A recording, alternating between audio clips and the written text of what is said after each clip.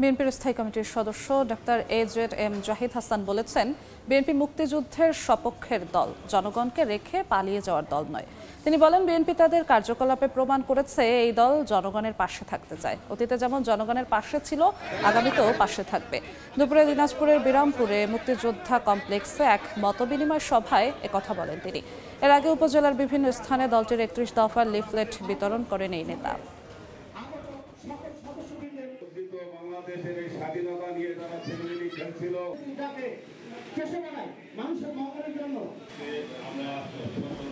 BNP মুক্তিযোদ্ধাদের ভিতর দিয়ে গড়ে ওঠা দল, শহীদ জিয়ার আদর্শের একটা দল। বিএনপি জনগণের পাশে থাকা দল, জনগণকে রেখে পালিয়ে যাওয়া দলের নাম বাংলাদেশ জাতীয়তাবাদী দল নয়।